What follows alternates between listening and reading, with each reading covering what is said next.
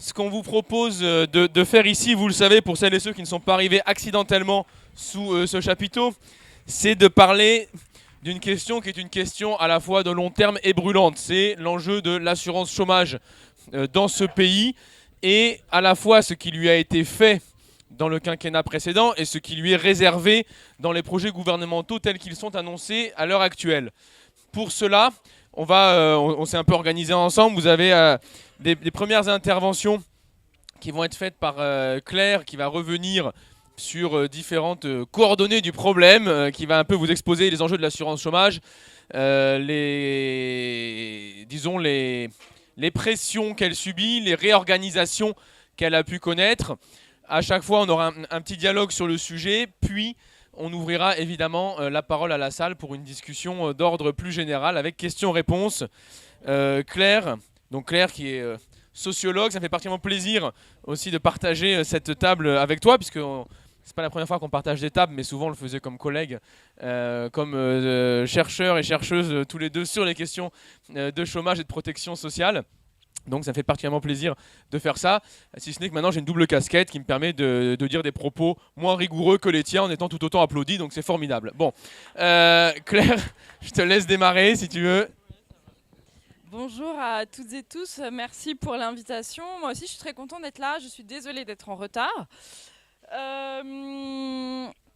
Donc pour aller direct au fait, donc effectivement je suis sociologue, mes travaux portent sur la protection sociale et plus particulièrement l'assurance chômage et le service public de l'emploi. Et donc pour ce premier, on s'est dit qu'on allait organiser ça en 2 temps. Donc ce premier temps sur ce qui s'est passé dans le quinquennat précédent. C'est important en fait, c'est important de voir un peu où est-ce qu'on en est en termes de réforme d'assurance chômage, de droit à l'indemnisation, de droit des chômeurs de manière plus générale. Donc, avant de commencer, je vais faire un petit rappel très basique, mais sur finalement, c'est quoi l'indemnisation du chômage, l'assurance chômage. Donc, l'assurance chômage, c'est une des branches de la protection sociale.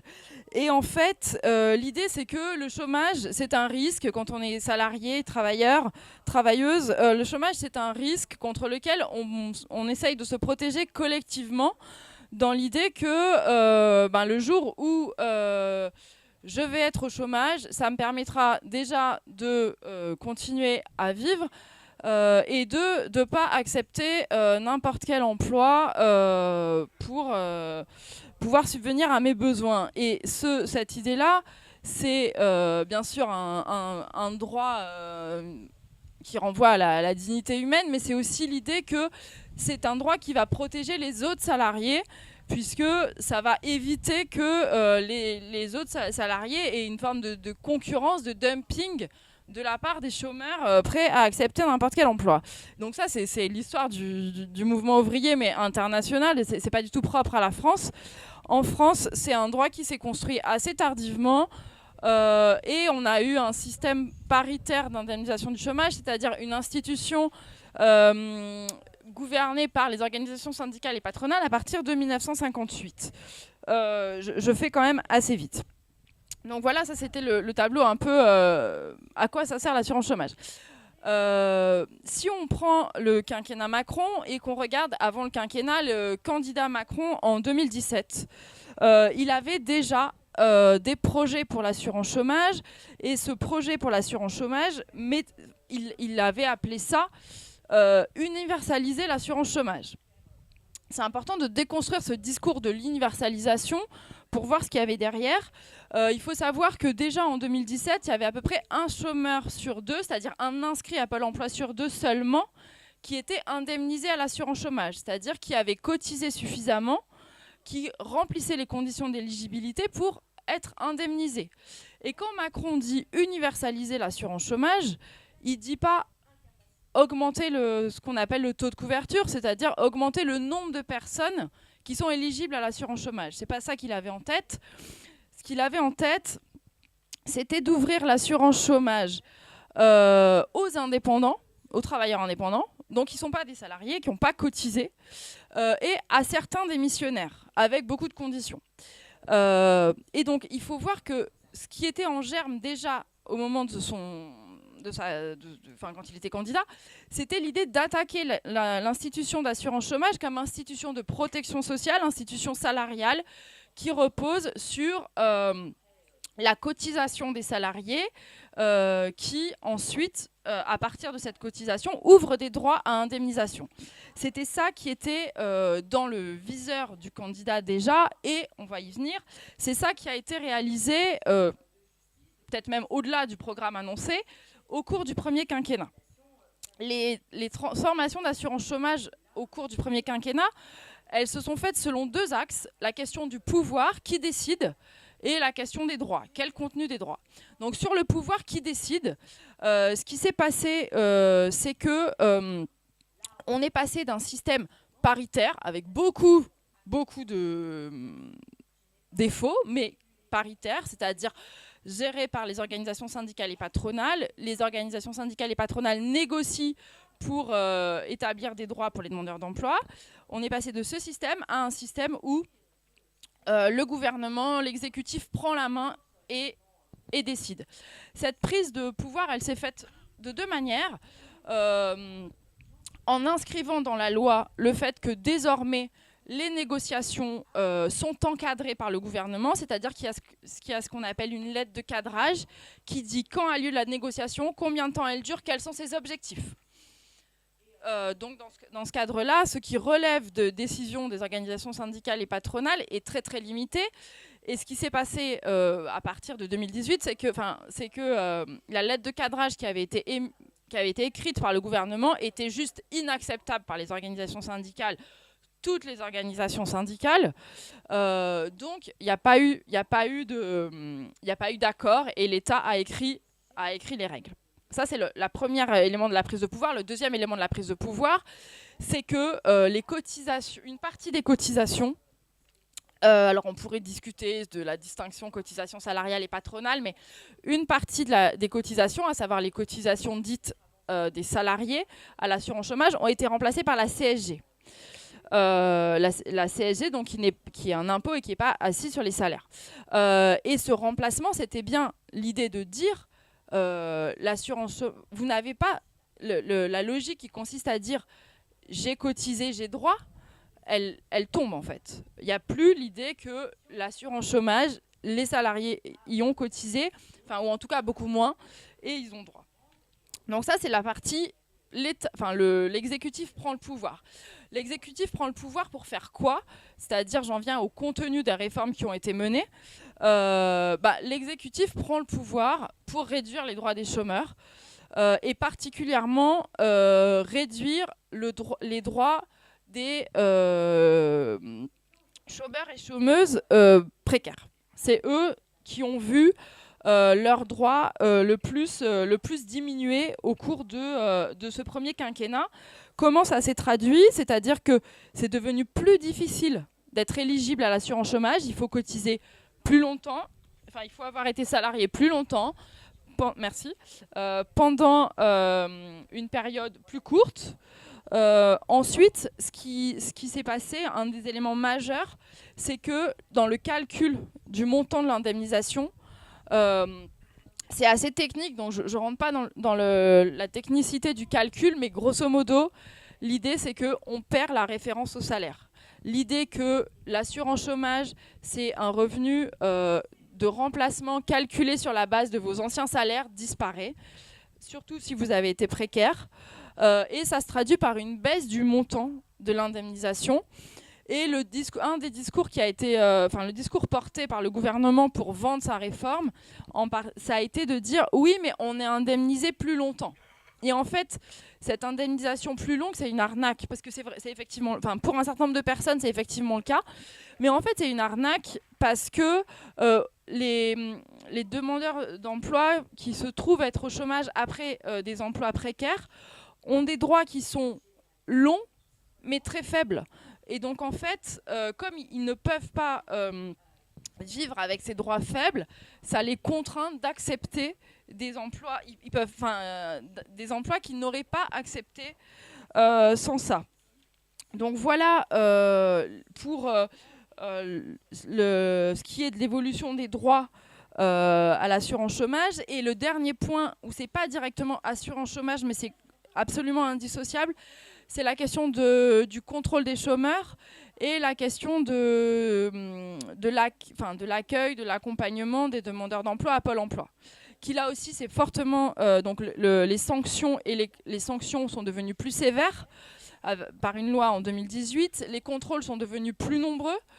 Et se sont en fin de quinquennat focalisés sur la question des métiers en tension, c'est-à-dire les secteurs dans lesquels il y aurait des difficultés de recrutement, mais j'y reviendrai un peu dans la deuxième partie.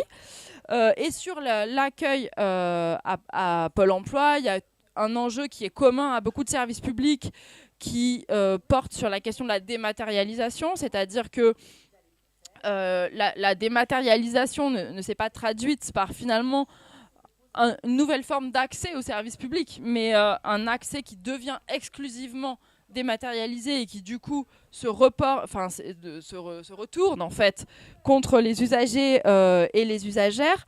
Et donc, et avec tout un discours, là c'est plus large, mais tout un discours de stigmatisation des chômeurs. Donc baisse des droits, augmentation des contrôles, stigmatisation des chômeurs. C'est à peu près là où on est arrivé à la fin de ce quinquennat, avec bannir complètement l'idée que le demandeur d'emploi a des droits, quels qu'ils soient, que ce soit le droit de choisir l'emploi repris, le droit d'être accueilli dans de bonnes conditions au service public de l'emploi. Finalement, c'est un peu ça, à grands traits, le bilan de ce premier quinquennat. Merci beaucoup. Donc on va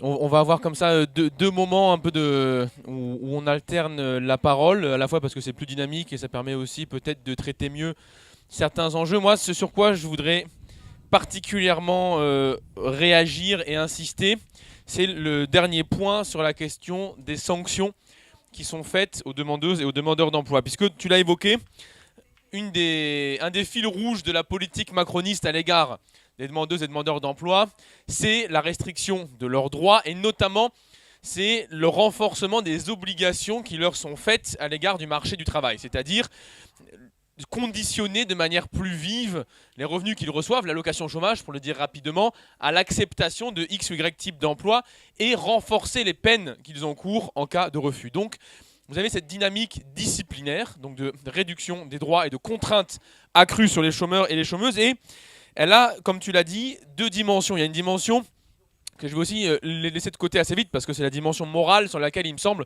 qu'on a un accord assez générique. C'est-à-dire la dignité humaine, c'est le maintien d'un revenu décent pour l'ensemble des individus qui ne sont pas occupés en emploi, à la fois pour eux et pour elles, mais aussi pour tous les autres. Parce qu'on sait que lorsque vous avez une famille où un des parents ou les deux parents sont au chômage, ça se répercute sur les enfants, sur la réussite scolaire, etc. Donc en fait, les difficultés qui leur sont faites, les tracasseries administratives et les sanctions qui leur sont imposées, elles sont contagieuses et elles sont collectives. Or, un des principes fondamentaux du droit dans une société qui se veut démocratique, c'est le caractère individuel des peines, et ça n'existe pas lorsque vous êtes chômeuse ou chômeur. Toute peine qui vous est faite est une peine qui est faite à votre entourage et à l'ensemble des proches qui dépendent de vous pour exister et pour subsister. Mais laissons cette question de côté qui est propre à nous, ici entre Insoumis et au sein de la NUPES, pour aborder la situation peut-être fictive où vous avez le grand-oncle macroniste qui vient déjeuner ou qui vient dîner. Bon, non mais j'en entends plusieurs qui se marrent, donc je vois que tout le monde a eu cette expérience. Alors, non mais je dis ça, moi non, clairement pas. Mais je vois qu'il y en a parmi vous qui n'ont pas cette chance. Donc, peut-être revenir sur quelques enjeux argumentaires et explications, même rationnelles, même pour un type de droite. Non mais vous voyez qu'on est sympa déjà, on leur prête une raison, ce qui n'est pas quand même toujours évident. Alors, d'abord, il me semble que c'est important d'avoir une perspective historique sur le sujet. À savoir que les sanctions dans ce pays varient depuis 100 ans. Les sanctions faites aux chômeurs. Les premières caisses pour indemniser les chômeurs et les chômeuses, c'est 1890-1880, les métiers du livre, notamment les premiers à en créer, le livre, typographie, imprimerie. Et toutes les caisses d'indemnisation du chômage ont toujours imposé des obligations aux individus plus ou moins dures. Or, quelles que soient les obligations qui leur sont faites, on n'a jamais vu de variation dans les taux de retour à l'emploi. Il n'est pas vrai que les sanctions ont un effet sur le retour à l'emploi des personnes. C'est faux. On peut comparer tous les pays du monde, on peut comparer toutes les caisses du monde. On ne voit pas de différence, y compris dans les pays où vous avez différents régimes d'indemnisation. Ce n'est pas le plus dur qui favorise le retour à l'emploi des gens et ce n'est pas celui qui indemnise mieux qui, au contraire, découragerait les personnes. Voire même, un des rares résultats qu'on a lorsqu'on regarde l'Allemagne, notamment, c'est que les individus les mieux indemnisés sont plutôt celles et ceux qui arrivent le plus à se rendre, ce qui est logique, à l'entretien d'embauche. Parce qu'ils arrivent à payer l'essence, parce qu'ils prennent le ticket de bus, parce qu'ils ou elles n'hésitent pas à envoyer un CV, parce que finalement, le prix de l'envoi postal d'un courrier 400 grammes, c'est pas grand-chose. Donc, l'indemnisation est un moyen de parvenir à candidater à des offres d'emploi et donc est un moyen de parvenir à, si jamais on le souhaite et dans les conditions qu'on souhaite, reprendre pied, revenir sur le marché de l'emploi et réussir à accéder à une offre. En outre, si c'était vrai, on va dire, que l'indemnisation chômage motivait les comportements des chômeurs, on n'arrive pas à expliquer pourquoi dans ce pays le taux de chômage est plus élevé en saison hivernale qu'à l'été. Or, pourtant, c'est quand même un des principes fondamentaux du chômage et de sa statistique, c'est qu'il y a une variation cyclique, saisonnière, et donc on voit que les gens deviennent visiblement fainéants l'hiver, puis retrouvent une motivation de travail l'été. Bref, c'est évidemment absurde. Il n'y a pas de motivation qui soit liée uniquement à l'argent qui est perçu à la fin du mois, mais bel et bien au marché du travail et au nombre d'offres disponibles qui sont plus nombreuses l'été que l'hiver. Or, non seulement elles sont plus nombreuses, mais il faut rappeler qu'il n'y a jamais eu dans ce pays autant de recrutement que depuis 2000. Pourquoi je dis depuis 2000 ? Parce que c'est le début de la statistique sur le sujet. Donc c'est sans doute un record historique, mais je ne sais pas.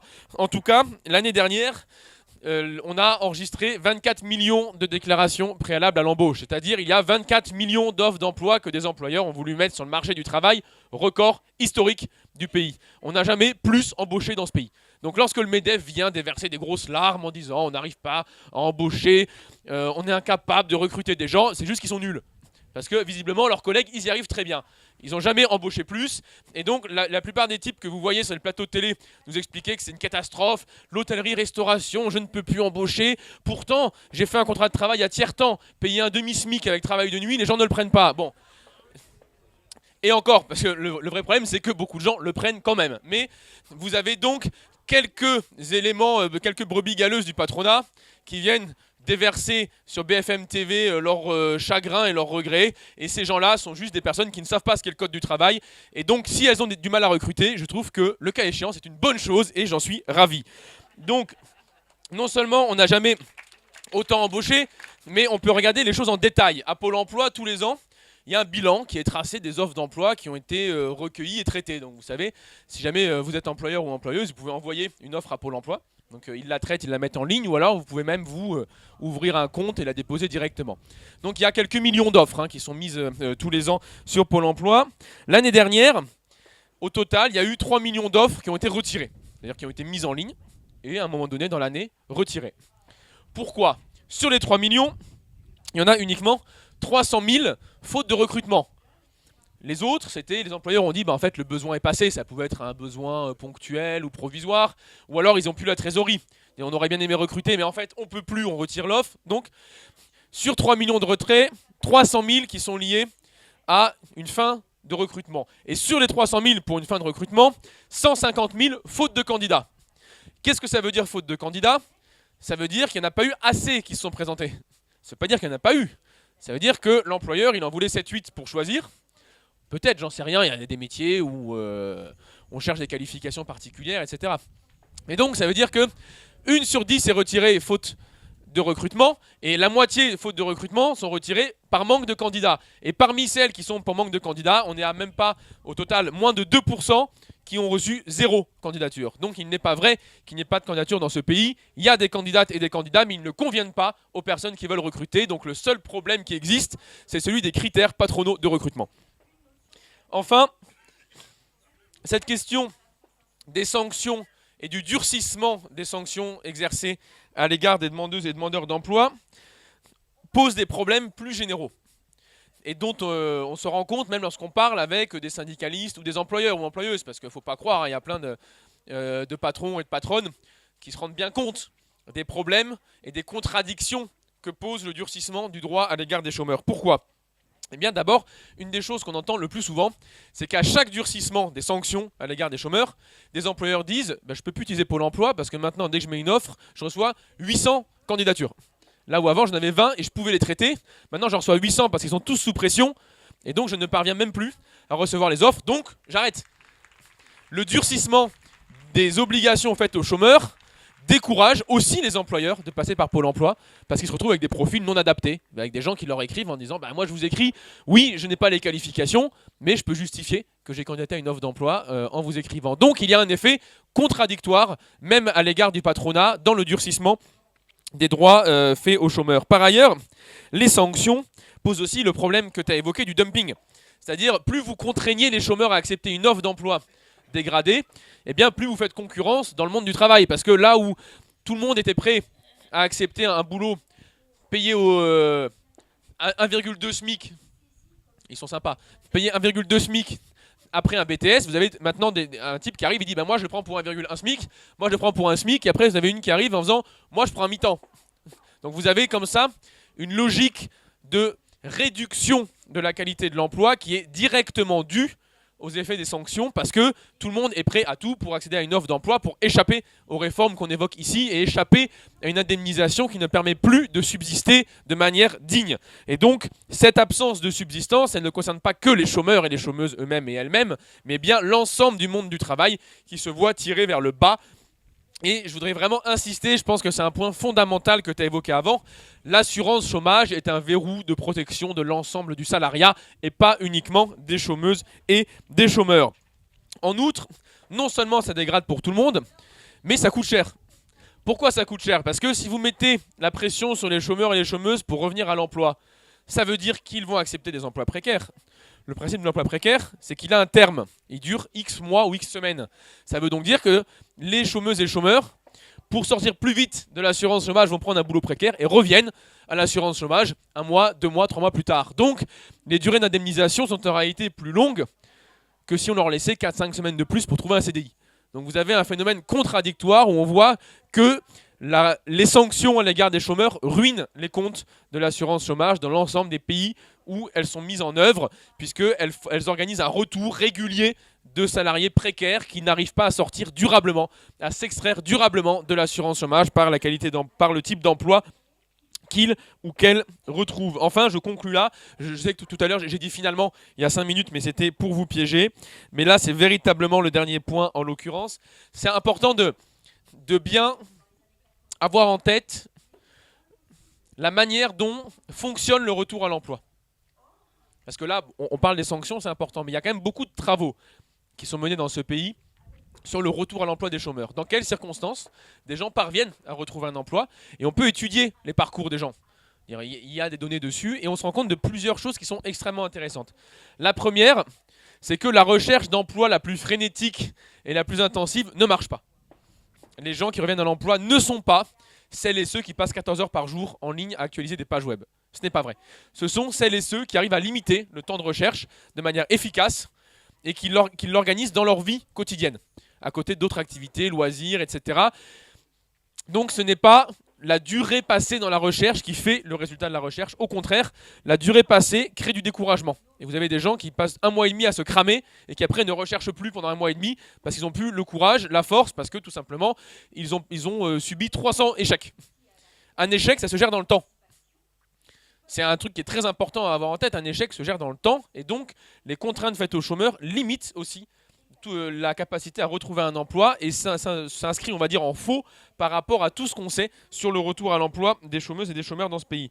Deuxièmement, on sait que les chômeuses et les chômeurs qui reviennent à l'emploi sont des personnes qui ont ciblé les offres.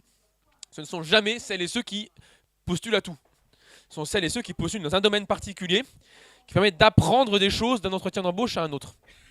Parce que souvent, l'entretien d'embauche, vous avez des exigences qui vous sont faites, vous les mémorisez, et vous êtes meilleur dans le même secteur pour le futur entretien d'embauche. Si vous en faites 40, 50 dans des secteurs différents, vous n'avez pas la capacité de mémoriser, d'apprendre et d'être plus ajusté aux exigences, d'être plus adapté à ce qu'attend de vous l'employeur ou l'employeuse dans les rendez-vous ultérieurs et futurs. Je vois que Claire me cogne, je ne sais pas si c'est volontaire ou pas, c'est peut-être pour me faire taire, Mais du coup, j'arrive à la fin.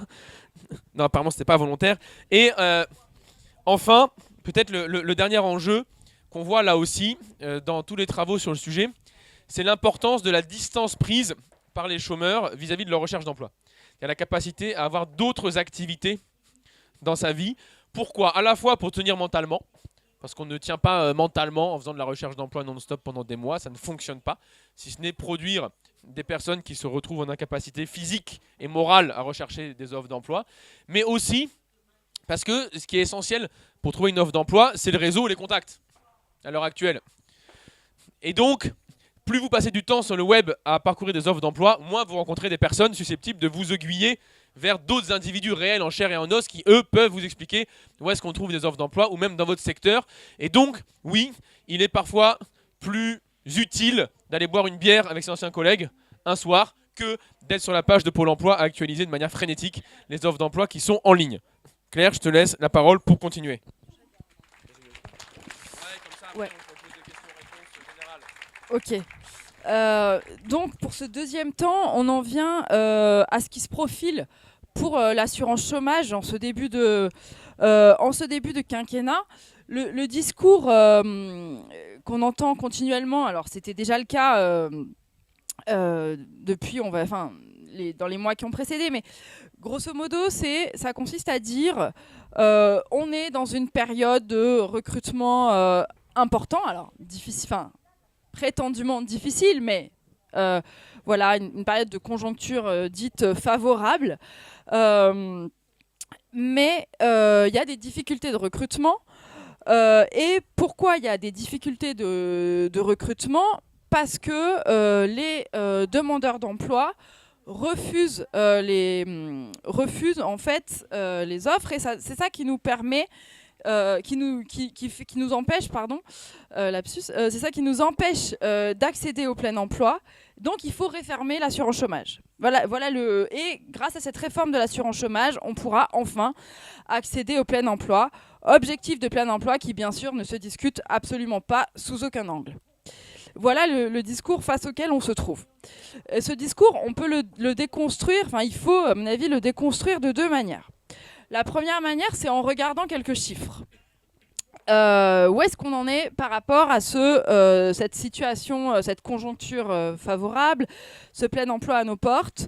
On a aujourd'hui quasiment 3 millions de demandeurs d'emploi, qu'on appelle inscrits en catégorie A, c'est-à-dire 3 millions de demandeurs d'emploi qui n'ont pas travaillé du tout le mois précédent. On en a à peu près pas loin de 6 millions au total, et plus de 5 millions, soit qui n'ont pas travaillé du tout, soit qui ont travaillé plus ou moins de temps, mais dans le mois précédent. Ce qu'il faut retenir de ça, donc de ces 2 millions qui travaillent, qui sont inscrits à Pôle emploi mais qui travaillent, c'est déjà que de très nombreux demandeurs d'emploi, de très nombreux inscrits à Pôle emploi travaillent. Donc l'idée que le demandeur d'emploi ne veut pas travailler ne résiste pas à un petit chiffre. Ensuite, et ce que ça dit aussi, c'est qu'il y a beaucoup de personnes qui sont en emploi mais qui cherchent un autre emploi. Donc ça interroge sur la qualité de l'emploi dans le prétendu plein emploi dont on serait proche. Ensuite, autre chiffre, c'est que c'est sur cette indemnisation prétendument très généreuse. J'ai pas les chiffres pour l'instant de l'indemnisation suite aux réformes dont je vous ai parlé tout à l'heure, mais déjà avec les anciennes règles d'assurance chômage, on avait plus de 50% des allocataires qui percevaient moins de 860 € par mois. Donc la générosité de l'assurance chômage est quand même à questionner. Et si on regarde ceux qui sont les mieux indemnisés, 5% des allocataires, de l'ensemble des allocataires, perçoivent plus de 1 750 € par mois. Donc, ok, 1 750 €, c'est plus que le SMIC, mais c'est pas non plus un revenu absolument mirobolant. Et on est sur 5% des allocataires. Donc voilà, l'explication de la générosité de l'assurance chômage, ça semble pas trop fonctionner non plus. Et sur les difficultés de recrutement, j'y reviens pas puisque Adrien en a longuement parlé. Donc on voit bien que ce discours... Non, mais je pense que vous avez compris l'idée. L'idée générale, c'est qu'on a un discours omniprésent depuis... c'est pas la première fois, mais omniprésent depuis quelques mois sur les difficultés de recrutement, les offres non pourvues, qui voudrait dire donc que les gens ne veulent pas prendre les emplois disponibles. Voilà, Adrien a déconstruit, je pense que c'était très très clair. Donc voilà, ce discours-là ne passe pas l'épreuve des chiffres. Reprenons-le quand même, c'est une deuxième manière de déconstruire, reprenons-le quand même pour voir ce qui est derrière. Ce qui est derrière et quels sont les implicites et ce que ce discours-là cherche pas à le dire justement, mais veut dire. Donc, dans cette période où le chômage baisse, où il y aurait des prétendues pénuries de main-d'œuvre, des difficultés de recrutement, il y a des chômeurs. Ces chômeurs ne veulent pas travailler. Ils peuvent c'est pas mon discours, hein. Ils peuvent se permettre de ne pas travailler parce que l'assurance chômage est généreuse. Et donc, il faut la réformer pour que finalement les demandeurs d'emploi ne soient plus en position que les demandeurs d'emploi ne soient plus en position de refuser des emplois qu'ils auraient refusés auparavant. Et c'est là où ça doit faire un peu tilt. Si vous êtes si j'étais un peu claire, ça doit faire tilt avec ce que je vous disais au début, où la fonction de l'assurance chômage pour les salariés, c'est justement de pouvoir refuser un emploi. Donc, ce que je veux dire par là, c'est que ce discours gouvernemental, c'est un discours patronal exclusivement, qui se cache derrière l'objectif de plein emploi, où on nous dit « mais non, mais la réforme de l'assurance chômage, c'est pour arriver au plein emploi, donc en gros, tout le monde va être d'accord avec ça ». C'est pas ça. Le discours, c'est de dire « il faut réformer l'assurance chômage pour que les demandeurs d'emploi, demandeuses d'emploi ne soient plus en position de refuser certains emplois ». Donc voilà en fait ce qui est vraiment derrière ce discours, avec l'idée qu'on a déjà évoquée tout à l'heure. Ce discours et ce projet de réforme, c'est une attaque pour les chômeurs, mais j'ai envie de dire pas uniquement, mais des fois je me demande même pas d'abord, puisque aujourd'hui on est avec les effets de la réforme précédente, on est à 36% de chômeurs, de demandeurs d'emploi inscrits à Pôle emploi qui sont indemnisés par l'assurance chômage. Donc finalement, réformer l'assurance chômage, il ne faut pas en attendre, quand bien même le lien logique fonctionnerait, il ne faut pas trop en attendre puisque les gens ne sont pas indemnisés. Donc ce qui est visé derrière, c'est bien l'ensemble du salariat, avec, comme on l'a dit, d'une part, si vous êtes salarié en poste et que vous savez que les droits au chômage sont extrêmement faibles et que vous voulez changer d'emploi, vous n'êtes pas content de l'emploi que vous occupez, c'est pas du tout sécurisant pour aller vers un autre emploi, puisque en gros, vous n'avez aucun filet de sécurité pour faire cette transition. Et d'autre part, si vous êtes salarié en poste et que vous voulez vous mobiliser, négocier sur vos salaires, vos conditions de travail et autres, et que vous savez que derrière, il y a une armée de réserve, pour reprendre l'expression de crève-la-faim, qui sont pas en position de faire autre chose que de prendre votre place dans des conditions dégradées, évidemment, ça ne met pas les salariés dans les mêmes conditions que si les formes de l'indemnisation étaient différentes. Donc voilà, ce que je voulais expliquer par là, c'était vraiment cette idée que le discours que le discours sur l'assurance chômage, le débat tel qu'il est posé aujourd'hui, c'est un débat qui est posé en des termes patronaux exclusivement. Donc malgré ça, il faut quand même regarder ce qui est dans ce projet gouvernemental de énième réforme de l'assurance chômage. À ce stade, les modalités sont floues, mais les objectifs sont clairs. C'est-à-dire que l'idée que sort le gouvernement là depuis quelques semaines, c'est de moduler les droits à l'assurance chômage en fonction de la conjoncture, c'est-à-dire, on nous dit si la conjoncture est bonne, les droits à l'indemnisation seront moindres. Si la conjoncture est mauvaise, les droits à l'indemnisation seraient meilleurs que dans les... Enfin, je ne sais pas s'il faut dire meilleurs, mais bon, que dans les périodes de bonne conjoncture. Qu'est-ce que signifie ce projet ? Ce projet, c'est en termes de qui détient le pouvoir, ça veut dire que l'État continue à garder le pouvoir en matière de définition des règles d'assurance chômage, puisque voilà, ils ont mis leurs projets sur la table, leurs intentions sur la table, et leurs intentions ne sont pas de redonner le pouvoir à la négociation par les organisations syndicales et patronales. C'est le premier point. Et le deuxième point, c'est que leur objectif, c'est de réduire encore le droit des chômeurs indemnisés. C'est-à-dire que ce qu'on nous dit, c'est que on légitime un peu ce projet en disant oui, mais dans les périodes de mauvaise conjoncture, les droits seraient améliorés. Enfin, sauf que là, leur projet, ils le présentent dans une période dite de bonne conjoncture. Donc l'enjeu, c'est bien de réduire les droits et c'est bien de faire à nouveau des économies sur l'assurance chômage.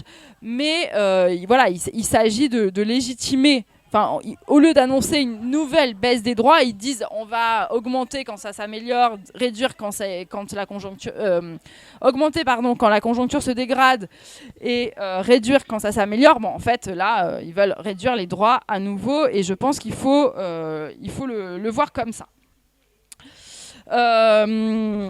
C'est aussi la poursuite, c'est pas grave, la poursuite de la mise en cause des droits.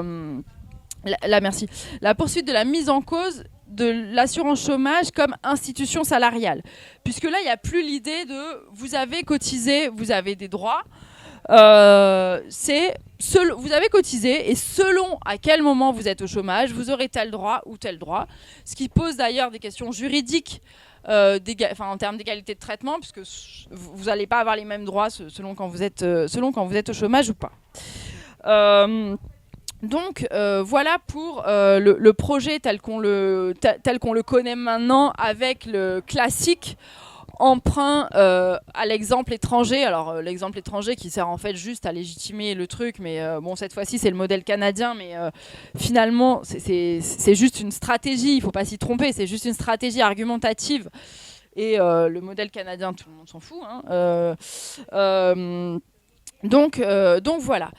Ça, c'est vraiment le tableau global avec... je pense que cette réforme-là, il faut la mettre en perspective avec deux autres réformes déjà annoncées, qui sont la réforme de Pôle emploi qui serait transformée en France Travail et la réforme du conditionnement du RSA. Donc, France Travail, je ne détaille pas, mais en deux mots, l'idée, c'est de dire... les résultats des différentes composantes du service public de l'emploi sont mauvais. Il faut que le retour à l'emploi soit meilleur. Donc c'est une autre variante du discours. Il y a trop de gens qui refusent. Il y a trop de gens qui sont pas en emploi. Il faut que le service public de l'emploi soit plus contraignant pour que les chômeurs retournent à l'emploi. Et la réforme du conditionnement du RSA. Là aussi, c'est le discours de la réduction du coût du travail, du paiement du travail qui est poussé à son paroxysme, puisque c'est rien d'autre que d'organiser le travail gratuit par les allocataires du RSA. Donc, on est vraiment dans des réformes qui font système et qui visent à poursuivre la stigmatisation des chômeurs, à diminuer leur droit à la subsistance, les pousser à prendre n'importe quel emploi et par là même toucher ainsi l'ensemble du salariat et attaquer l'ensemble des salariés et des travailleurs. Voilà un peu, je pense qu'on peut dire à ce stade des projets du gouvernement en matière de chômage.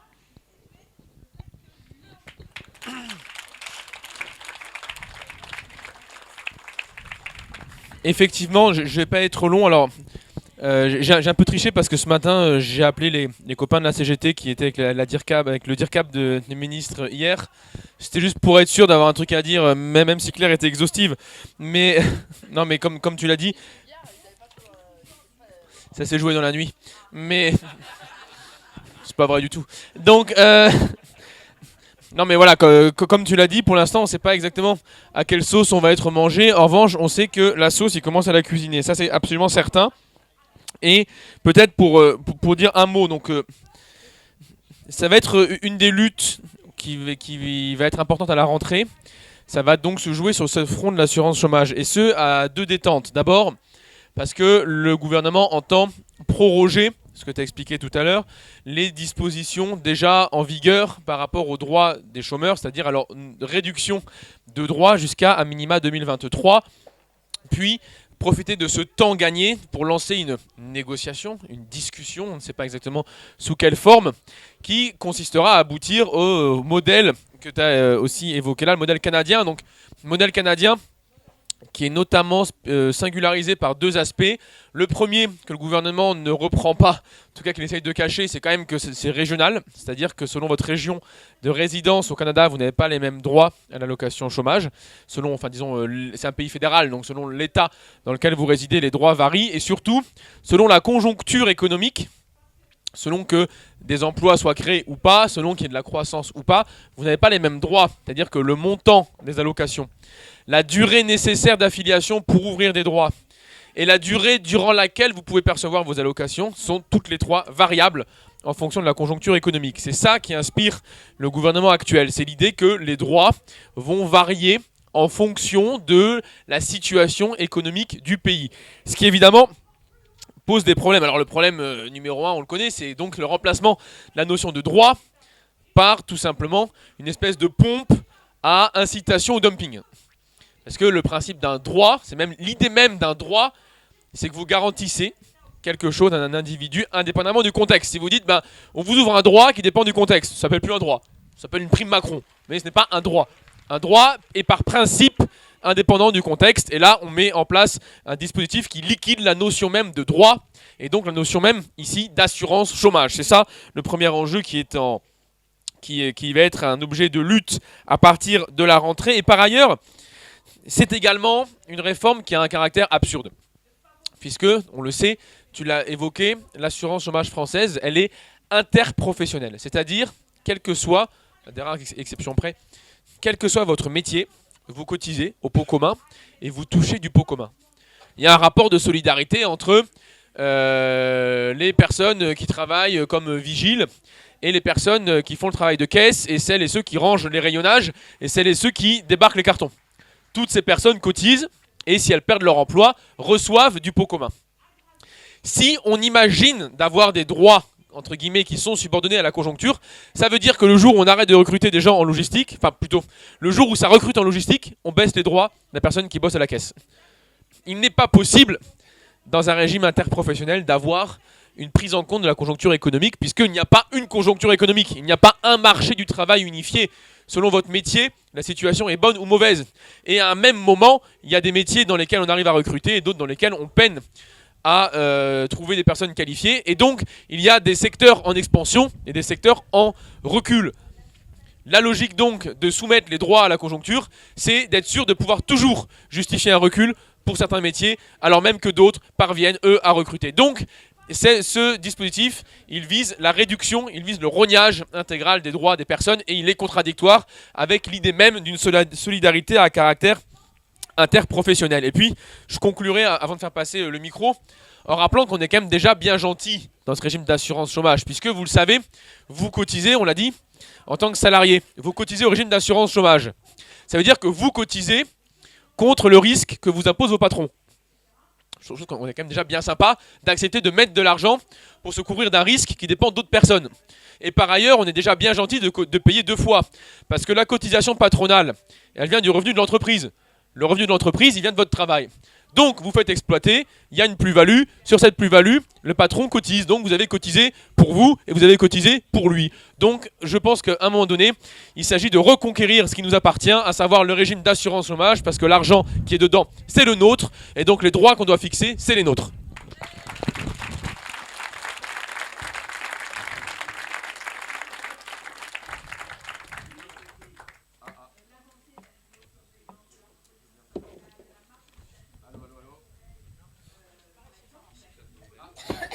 Il est vert là. Ah, formidable. On essaye de faire paritaire. Ça va être compliqué. C'est bon, c'est facilité. Merci camarade. Commence par on peut mettre par tranche de 4, on a du temps. C'est moi qui commence en plus. 40, donc on a 3 quarts d'heure. Donc on essaie de faire court pour que tout le monde puisse parler, on a 3 quarts d'heure devant nous. Donc, bonjour, d'abord merci à tous les deux pour votre intervention. J'avais 2 questions. La première, c'était, moi j'avais lu quelque chose, mais peut-être complètement, qu'en fait, il y avait aussi une attaque de l'assurance chômage, parce qu'en fait, il y avait des fonds, comme, je ne sais pas si c'est en lien avec l'UNEDIC, et qu'en fait, on allait récupérer finalement des caisses qui se portaient assez bien pour finalement les remettre à défaut. Donc, il y avait une espèce de jeu par Macron là-dessus, mais je ne sais pas si je me trompe ou pas par rapport à ça. Et puis, est-ce que il y a aussi un impact du modèle au-delà de canadien que je ne connaissais pas, donc merci de l'avoir présenté, mais aussi du modèle du Royaume-Uni. Est-ce qu'il y a un lien aussi avec le modèle du Royaume-Uni ou pas du tout? Voilà, merci.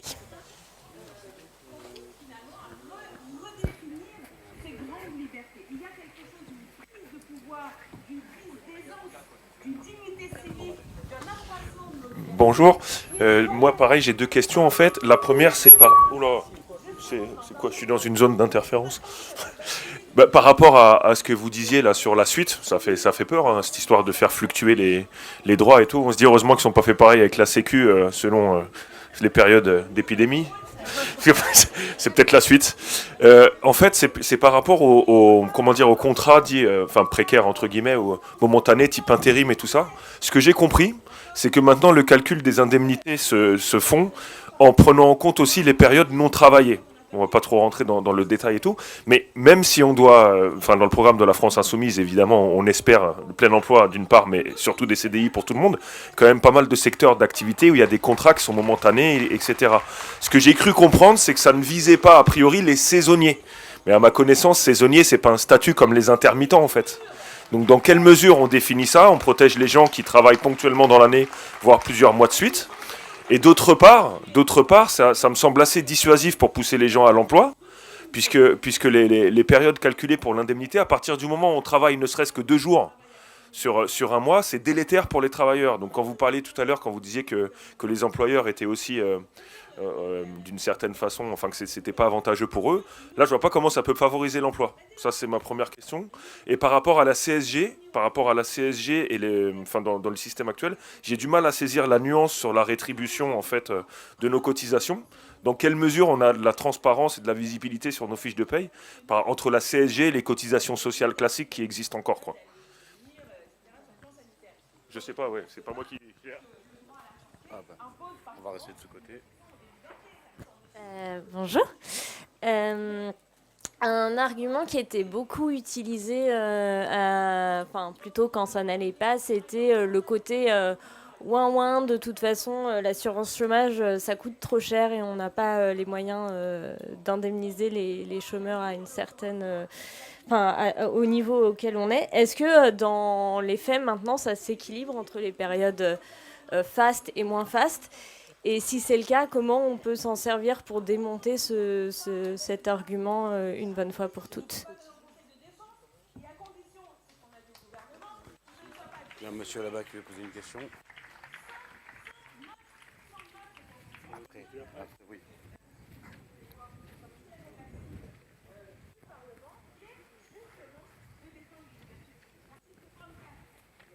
Allez. Faut peut-être vous rapprocher un peu. Je suis pas sûr que ça capte. Ouais, bonjour tout le monde. Ouais, il y a des trucs, il y a des choses dont vous parlez qui sont déjà en pratique. On a déjà réduit le droit des chômeurs. Hein. Et ce qui se passe même, ce que j'ai remarqué, c'est qu'il y a une collaboration entre les intérims et les pôles emploi pour t'emmerder. C'est-à-dire que tout le temps, tous les jours, ils t'envoient 10 000 annonces, comme si c'était des copains qui t'écrivaient. Leur dit, nous avons un truc qui te ressemble, ça pourrait t'intéresser. Bon, non, parce que là, je dois dire que j'ai 60 piges bientôt, et je me dis que la précarité à cet âge-là, c'est pas possible. C'est pas possible. Il faut qu'on arrive tous ensemble à faire en sorte qu'ils ne nous pourrissent pas la vie. Ces gens dont ils parlent qu'on arrive à vivre avec le RSA ou avec le SMIC, ils ne connaissent pas la réalité. Et je vous demande aussi à vous de les mordre à l'Assemblée. C'est-à-dire ils se foutent de la gueule des pauvres, quoi. Nous, on est dans la merde. Eux, ils pensent qu'on arrive à vivre correctement. Les gens, ils sont dans la dépression, dans la souffrance. Et on nous fait croire qu'on est en train de profiter des cacahuètes qu'ils sont en train de nous donner. Combien qu'ils touchent, eux, par mois? Combien ils touchent les gens qui sont en train de nous parler par mois? Hein? Eux, leur retraite, elle va être belle. Elle va être dorée. Et nous, ils veulent qu'on ait une retraite pourrie, de dépression, de souffrance, même d'explosion des relations familiales. Parce que qu'est-ce qui peut détruire aussi des familles? Cette précarité qui fait que l'autre, il ne peut pas aussi apporter les moyens pour payer son loyer ou pour payer comment on appelle ça, l'électricité, le gaz, ce qu'on appelle les charges, les trucs fixes. Hein? Et là, je vois avec les prix qui sont en train d'augmenter, le mégawattheure, je crois, il est à $80. Aujourd'hui, il est à $1000. On va faire comment? On va faire comment si on ne se bat pas correctement dans la rue? Parce que ces gens-là, je pense qu'il n'y a que dans la rue où ils vont comprendre. Comme en 95. En 95, il y avait eu un mouvement des chômeurs et des précaires. Et ceux qui l'ont usé, je me rappelle, c'était Martine Aubry qui était au ministère de la Solidarité et du Travail, je crois, et de l'Emploi. Hein? Ils ont noyé le mouvement des précaires et des chômeurs. Hein? C'est-à-dire qu'aujourd'hui, on se retrouve très, très, très fragilisé. Très, très fragilisé. Et le fait de dire que les gens, ils la vivent bien parce qu'ils sont au chômage et que les gens seraient des profiteurs, on essaye de monter les gens les uns contre les autres. Hein? Moi, je connais ce système-là. Je le connais même très bien. Je ne parle pas du racisme et de la discrimination qu'on a subi pour trouver du travail. Parce que je veux bien être à égalité avec tout le monde. Mais il y a des choses qui s'appellent la discrimination et le racisme que moi, j'ai subi. Et j'en suis sûr à 1000% que des fois, j'ai pas eu du travail à cause de mon origine. J'en suis sûr à 1000%. Les gens, ils parlent des quartiers populaires, mais la misère sociale, ils ne veulent pas en parler. Les gens, ils restent chez eux jusqu'à je sais pas quel âge. Vous pensez que c'est une vie, ça? Il y en a, ils disent ils peuvent partir de chez papa-maman. Dans les quartiers, ils ne peuvent pas partir de chez papa-maman. Parce qu'il n'y a pas les moyens, il n'y a pas de thunes. Et après, ils parlent que les mecs, ils font des trafics. Ils essayent d'avoir des moyens, une économie. Mais là-bas aussi, c'est fort. Mais les pauvres, ils ont le droit. Voilà, les précaires, on peut parler, frère. C'est bon. On va pas se taire. C'est nous c'est nous qui sommes dans la souffrance. Ouais, c'est bon. Vas-y.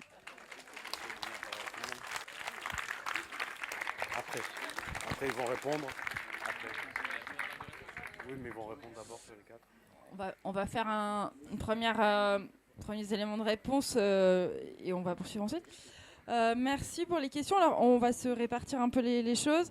Sur la question autour du calcul de l'indemnisation, je ne vais pas rentrer dans le détail technique, mais effectivement, l'élément déterminant dans le nouveau calcul, c'est que avant, on prenait le salaire que vous aviez gagné pendant les jours où vous avez travaillé et on divisait donc ce salaire journalier par le nombre de jours où vous avez travaillé. Et ça, c'était ce qu'on appelait votre salaire journalier de référence. Et à partir de ce salaire journalier de référence, on calculait votre indemnité journalière. Aujourd'hui, ça se passe plus comme ça. On prend le premier jour de votre période sur laquelle on va calculer vos droits, pour le faire simple. On prend ce premier jour, on additionne tous les salaires jusqu'au jour où vous allez vous inscrire à Pôle emploi. Et au lieu de diviser ce total par le nombre de jours travaillés, on va diviser par le nombre de jours de la période. Donc vous voyez bien que plus vous travaillez, plus votre salaire, votre revenu de référence va être élevé, et surtout moins vous travaillez, plus il va être bas. Donc en gros, vous êtes pénalisé 2 fois. Vous êtes pénalisé parce que pendant les périodes où vous n'êtes pas inscrit à Pôle emploi, vous avez des revenus qui sont très faibles. Et ensuite, pendant que vous êtes inscrit à Pôle emploi, on calcule votre chômage sur une base qui est extrêmement faible. Et sur votre question sur les saisonniers, j'avoue que pour moi, il n'y a pas de droit. Enfin, ça fait longtemps. Enfin, il y a eu des règles d'indemnisation spécifiques pour les saisonniers. Bref. Mais bon, il n'y en a pas. Il n'y a pas de règles d'indemnisation spécifiques pour les saisonniers aujourd'hui. Bah oui, c'est ça. Enfin, c'est ce que j'avais en tête, mais du coup, c'est pour ça que j'étais surprise par votre question. Ensuite, sur la question sur l'équilibre financier de l'assurance chômage et que répondre face à l'argument selon lequel c'est trop cher. Il y a plusieurs éléments de réponse, mais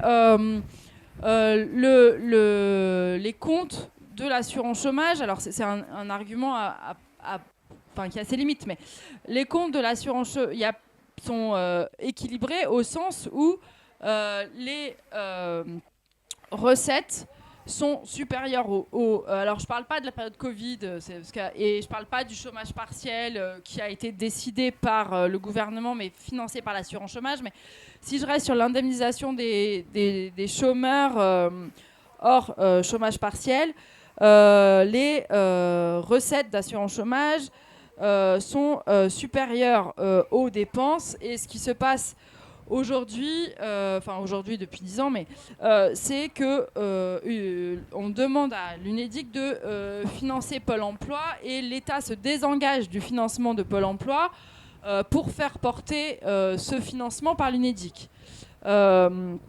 Donc, de ce point de vue-là, il y a équilibre, en fait. Enfin, l'idée de dire que l'assurance chômage est en déficit, c'est pas un argument valable. L'argument est limité parce qu'en fait, le problème, c'est que on va dire que la stabilité budgétaire de l'assurance chômage, elle repose aujourd'hui sur un système où en fait les gens sont très mal indemnisés et plus d'un demandeur d'emploi sur 2 n'est pas indemnisé. Donc dire que le système est à l'équilibre, c'est un argument qui, à mon avis, n'est pas bon. Ce qu'on peut regarder, c'est qu'il y a une très grande stabilité des cotisations, à l'assurance chômage, avec un nombre de chômeurs qui explose.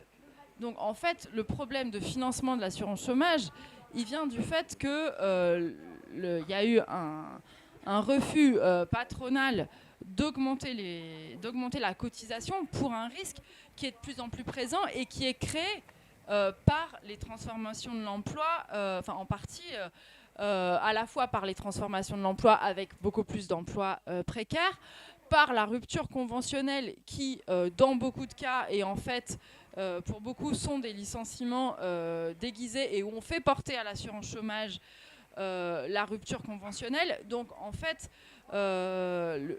il faut assumer le fait que le chômage, c'est un risque, qu'on a un fonctionnement de l'emploi aujourd'hui qui entraîne des besoins de dépenses en matière d'assurance chômage. Et à mon avis, bon après ça c'est la partie plus politique, donc Adrien complétera, mais je pense qu'il ne faut pas se laisser enfermer par le truc de dire on est très dépendant, comme si finalement les cotisations, comme si finalement les cotisations à l'assurance chômage avaient un niveau dont on ne pouvait pas discuter. Comme si on ne pouvait pas discuter de d'où viennent les recettes de l'assurance chômage. Sur le modèle anglais, le système d'indemnisation anglais,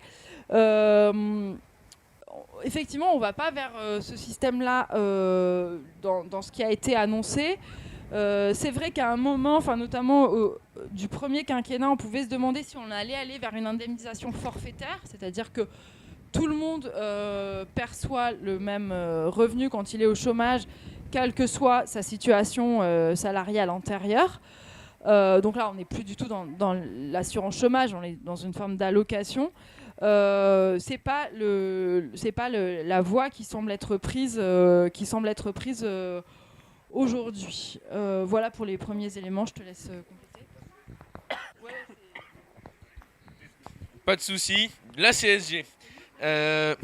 Non, mais c'est un point important à double titre. D'abord parce que ça a été un changement dans la logique de l'assurance chômage, et également parce que ça a été une manière de vider les caisses au bénéfice de l'État. Puisque, donc, tu l'as évoqué, en 2018, vous l'avez peut-être vu sur vos fiches de paye, celles et ceux qui avaient un emploi à ce moment-là, il y a eu, la même année, une suppression de cotisation chômage pour votre part. Et il y a eu une augmentation de la CSG. Quelle est la différence entre les deux? C'est que les cotisations chômage dont vous vous acquittez partaient directement dans les caisses de l'UNEDIC et donc étaient obligatoirement utilisées pour financer, étaient fléchées. Alors c'est pas la Sécu, donc c'est un régime, mais bon, c'est l'idée. Elles étaient obligatoirement utilisées pour financer des indemnisations chômage. La CSG, c'est pas le cas. La CSG, elle va dans le budget de l'État, qui chaque année, l'État, les parlementaires votent tous les ans une allocation de ces sommes. Donc, en l'occurrence, on en destine chaque année plusieurs milliards à la couverture du risque de chômage. Or, non seulement ça a permis donc de redonner au groupe parlementaire majoritaire, enfin, il n'y en a pas, mais disons aux majorités existantes à l'Assemblée le pouvoir d'utiliser l'argent, puisque ça passe par la CSG et plus par vos cotisations, mais surtout, en 2018, il y a eu un décalage dans le temps. C'est-à-dire que c'est au mois de janvier 2018 qu'ont été diminuées les cotisations. Pardon, j'ai oublié ce que je viens de dire. C'était au mois de janvier 2018 qu'a été augmentée la CSG. Puis au mois de septembre 2018 qu'ont été baissées les cotisations chômage. Entre-temps, il y a 6 milliards d'euros qui ont été levés. 6 milliards d'euros, l'UNEDIC ne les a jamais vus. Ils ont été dans le budget de l'État, ils ont servi à éponger des dépenses publiques, et donc on vous a pris, dans le cadre de la réforme, 6 milliards d'euros.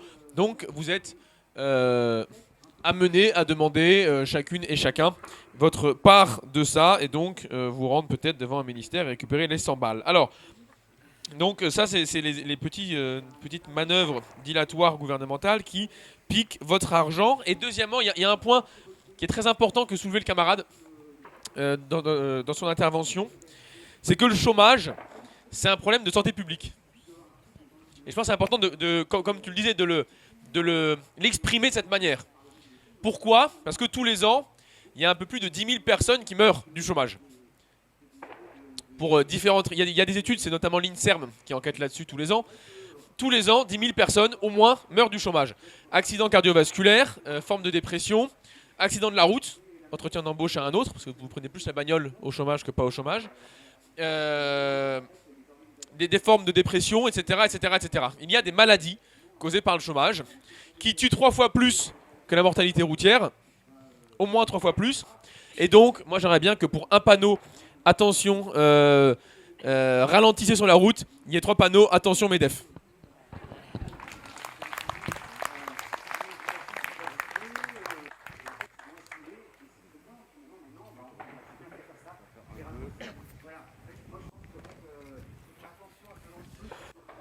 J'avais une question au sujet de la conditionnalisation du droit au chômage.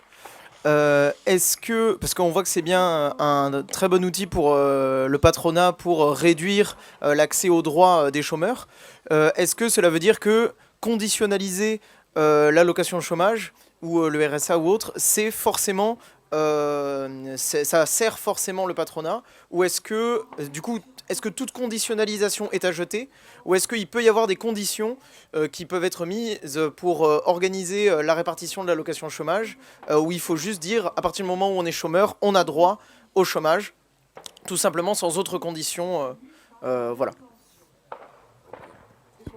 Alors madame, vous voulez poser une question? Vous pouvez vous reculer un peu pour pas que ça fasse interférence.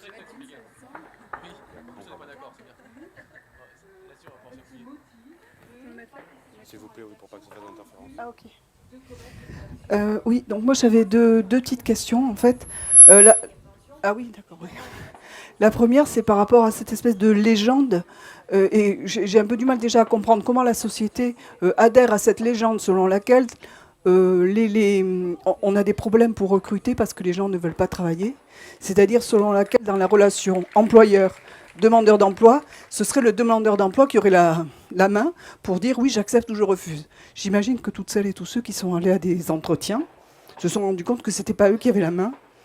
Et que donc, du coup, comment est-ce qu'on déconstruit cette idée complètement folle selon laquelle ce sont les demandeurs d'emploi qui décident de trouver du travail ou pas. Bon, c'est la première chose. Ensuite, il y avait une autre chose sur...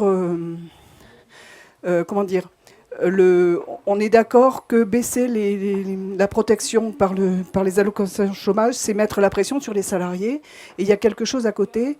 De plus en plus de gens ont des prêts à l'immobilier. Et souvent, et bon, j'ai le cas en ce moment, d'une salariée qui vient d'acheter une maison, qui a un prêt, et l'assurance de ce prêt ne couvre pas le risque du chômage. Du coup, elle est coincée. Parce que son employeur voudrait se débarrasser d'elle, et du coup, elle est coincée. Donc, je voulais savoir comment est-ce qu'on peut intégrer ça, ce risque-là, le prendre en compte. Voilà. Parce que c'est aussi une façon de mettre la pression sur les gens. Voilà, c'est tout.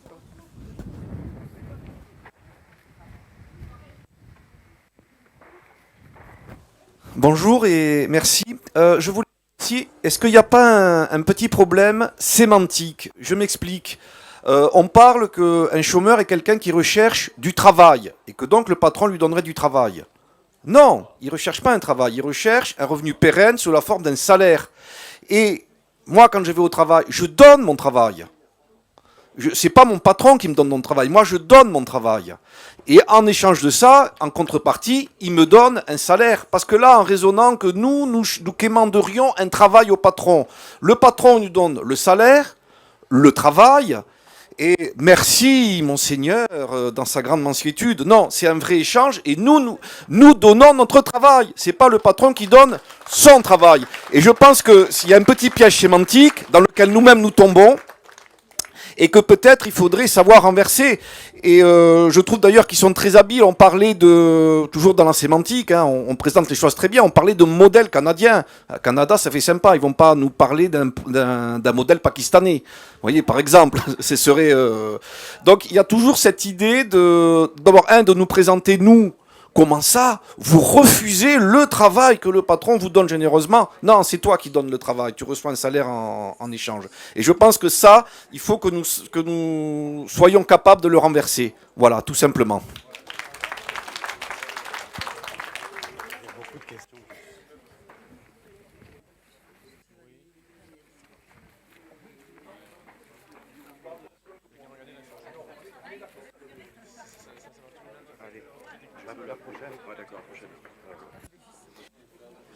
Oui, bonjour. Moi, je voulais parler simplement une petite remarque pour la ruralité. Le fait de trouver un emploi ou ne pas en trouver, ça pose des problèmes plus importants et que le chômage dans la ruralité et le manque d'emploi, enfin pour les patrons, ça dépasse simplement l'assurance chômage. C'est parce que quand on a un emploi à offrir, mais qu'il n'y a pas de logement pour la famille et qu'il n'y a pas de moyen de transport pour y aller, ben, ça pose des problèmes. Et en fait, il y a beaucoup, dans la ruralité, beaucoup d'emplois qui ne sont pas pourvus à cause de ça. Voilà, ça c'était la première chose. La deuxième chose, je voulais aussi parler des incompétences de Pôle emploi qui sont vraiment flagrantes à tous les niveaux et qu'il faudrait peut-être qu'ils regardent un petit peu ce qu'ils font comme boulot avant de critiquer les gens qui ne prennent pas d'emploi. Je vous donne un exemple, je vais en donner deux très rapides. Mon fils est handicapé, il ne peut pas prendre quoi que ce soit dans les mains, il a un handicap moteur au niveau du bras. On lui a proposé un poste de serveur pour faire le service chez Courtepaille. Voilà. Et à 40 km de chez lui, alors qu'il est mobilisé en scooter, puisqu'il n'y a pas de transport. Voilà le genre de choses qu'on peut voir. Et aussi, mon fils, qui a un intérimaire de 57 ans, un maçon qui a des problèmes de mobilité, etc., pour trimballer des tuyaux qui font 40 kilos. Voilà le genre de choses qu'on voit au niveau de l'incapacité de Pôle emploi à proposer des emplois qui correspondent au profil des gens qui sont demandeurs. Voilà.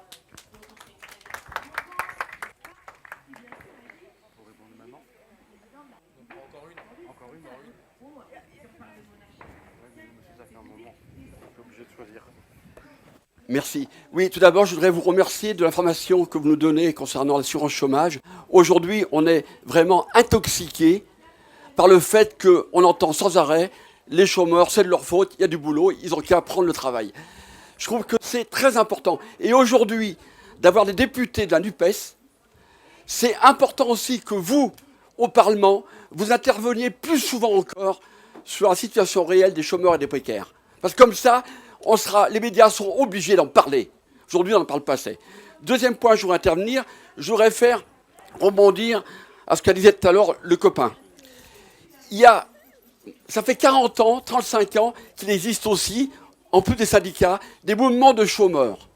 Agir ensemble contre le chômage, Mouvement national des chômeurs des précaires, l'APES. On s'est battu énormément. Pendant 10 ans, les années 90, il y a eu la marche des chômeurs en France. Inédit. La marche des chômeurs en Europe. Inédit. 98, un mouvement social contre le chômage et la précarité. Inédit aussi. Ça faisait peut-être 30 ans qu'on n'avait pas vu ça. On a eu des choses. On a obtenu des choses. 2003-2004, ils voulaient déjà, à l'époque, réduire l'administration des chômeurs. Mobilisation nouvelle avec les syndicats. C'est monté jusqu'au Conseil d'État. Eh bien, il n'a pas donné raison au gouvernement. On a eu gain de cause. Moi, je crois profondément aujourd'hui que s'il n'y a pas de mobilisation sociale importante, chômeurs, salariés, précaires, ensemble, les gilets jaunes sont probablement le début. Dans les gilets jaunes, je vous promets, je l'ai été, on l'a été, il y avait beaucoup de gens précaires.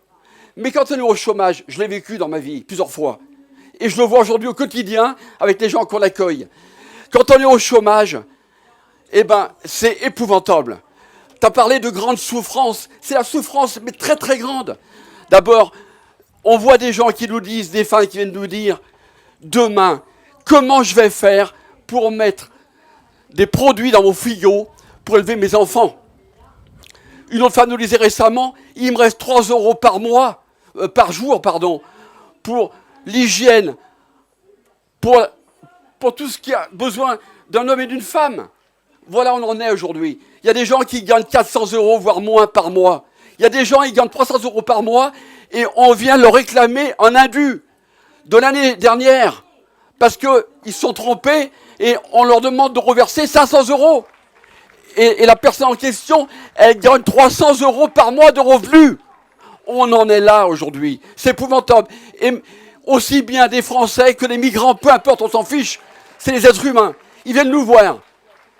Donc, moi, je pense profondément qu'aujourd'hui, avec la force des élus aussi aujourd'hui, qu'on a aujourd'hui, on a une force. Macron n'a pas la majorité en plus.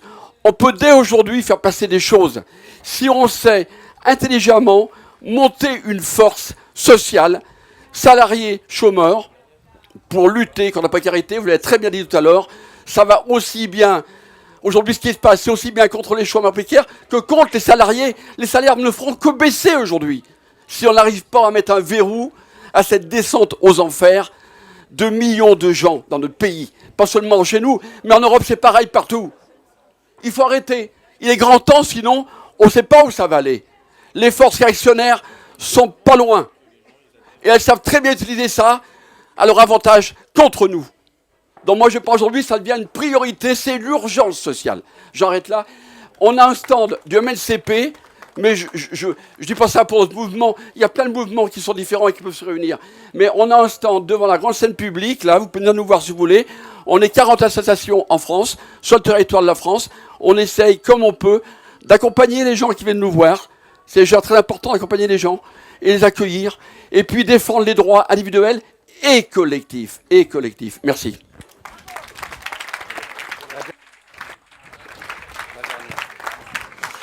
Bonjour, j'espère que vous n'allez pas me lyncher parce que je travaille à Pôle emploi où je suis syndicaliste à la CGT. Je la connais, elle est de Toulouse, me porte garant. Je voulais intervenir sur 2 sujets. D'abord, avant la réforme assurance chômage, la mise en place par Macron, la logique, et ce qu'on nous a demandé d'appliquer pour faire appliquer aux demandeurs d'emploi, c'était de dire mieux vaut un petit contrat que rien du tout. Donc favoriser la précarité, et on a mis en place, il y a eu une convention avec des droits rechargeables, etc., pour que les privés d'emploi qui acceptaient des emplois précaires n'aient pas à subir de pertes. Et le gouvernement Macron a utilisé cet argument-là en disant « mais les chômeurs se complaisent dans la précarité, donc il faut une convention qui limite les droits de la précarité. C'est ce qu'a expliqué Claire avec le changement de salaire journalier. Comme aussi, quand on était en entretien, vous le savez, c'était le candidat ou le chômeur qui disait non, je ne veux pas un CDI que vous me proposez, je veux rester en précarité. Enfin, on sait bien que ça ne se passe pas comme ça. La deuxième chose où je voulais intervenir, c'était sur le contrôle. La seule moyen de mettre la pression et du contrôle sur les privés d'emploi, c'est qu'on mette la pression et le contrôle sur les agents de Pôle emploi, en cassant les droits, mais aussi avec la précarité. Aujourd'hui, à Pôle emploi, c'est près de 17% des agents qui ont un contrat précaire. Comment vous pouvez lutter contre la direction pour éviter d'appliquer et protéger les chômeurs quand vous êtes vous-même en contrat précaire? Ça, c'est extrêmement compliqué. Et la dernière chose aussi qui s'est mise en place, c'est quand les équipes de contrôle de la recherche emploi se sont mis en place, les agents, les contrôleurs, ils ne sont pas dans les agences. Ils sont sur des plateformes à part, sans rencontrer leurs collègues, mais aussi sans rencontrer les demandeurs d'emploi.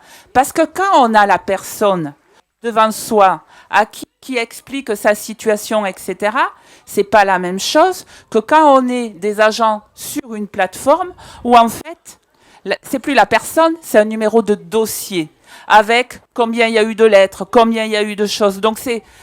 Enfin, je justifie pas à la CGT, on est pour la suppression de ces plateformes de contrôle, bien sûr. Mais vous voyez la différence. C'est plus la personne qu'on contrôle, mais c'est un dossier. Donc, avec toute la distanciation qu'il peut y avoir humaine, sociale, qui fait que, moi, je vous prends un exemple, en Occitanie, en un an, c'est 60% de radiation en plus. Par rapport au contrôle de la recherche d'emploi. Ce qui fait très peur au gouvernement, mais aussi à la direction de Pôle emploi, et on travaille alors avec le MNCP, avec bien sûr la CGT chômeurs, etc., c'est qu'il y ait le lien qui se fasse entre les chômeurs et les agents de Pôle emploi. Et ça, pour nous, c'est un combat qu'on veut mener tous les jours, parce qu'il faut être ensemble des deux côtés du guichet. On va faire une série de réponses. Tu veux commencer Alors, quelques éléments. L'assurance chômage pakistanaise, non, elle n'est pas terrible. Pour celles et ceux qui sont intéressés, c'est seulement pour les boîtes de plus de 20 salariés. Vous avez droit à 30 jours d'indemnisation par année d'ancienneté. Voilà. Oui, quand on travaille à la commission affaires sociales, on apprend par cœur les régimes d'assurance chômage du monde entier.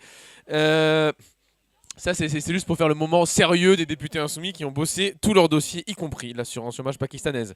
Mais vous pourrez vérifier, c'est vrai. Et bref, sur les autres enjeux, alors je vais démarrer par le plus simple, parce qu'il y en a un qui est la question que tu as posée, Fabien. C'est bien, ça m'apprendra à faire venir les gens qui ont milité à Toulouse aux amphis, qui est la plus compliquée. Mais bon, d'abord, sur les questions sémantiques, je suis tout à fait d'accord sur la réflexion qu'il faut avoir vis-à-vis des termes qu'on emploie. Et il est clair que l'emploi n'est qu'une forme de travail, par ailleurs. Et on rappellera aussi, avec profit, que la moitié du travail exercé dans ce pays chaque année, il est domestique en nombre d'heures. Il n'est pas salarial ou en emploi même. Donc le travail en emploi n'est que la moitié des formes d'activité productive que connaît le pays. Après, pourquoi des gens adhèrent-ils au mythe des chômeurs qui ne cherchent pas d'emploi? Je pense que là c'est une question très compliquée, c'est un vrai mystère. Je pense qu'il y a plusieurs éléments de réponse. D'abord, parce que c'est un mythe qui est très lucratif pour celles et ceux qui le diffusent. C'est-à-dire que c'est une croyance, dire les chômeurs ne cherchent pas de boulot, rapporte beaucoup d'argent à un petit groupe de la population. Celui qui parvient à embaucher du coup à vil prix la force de travail humaine. Donc c'est une croyance qui est rentable.